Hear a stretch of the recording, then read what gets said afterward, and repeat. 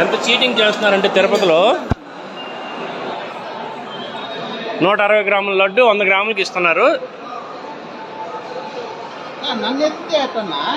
ఇచ్చేది ఎవరు, నువ్వా నేనా? అక్కడ ఎందుకు ఎత్తిస్తావు? కాదు చూడు మరి ఎలాగా చూడు పని పెట్టు. చూడండి అన్న, అది 90 గ్రాములు. ఎంత చీటింగ్ జరుగుతుందంటే తిరుపతిలో అంత చీటింగ్ జరుగుతుంది.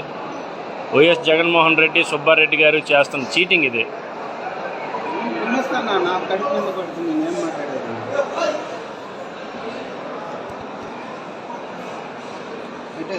పెట్టు పెట్టు.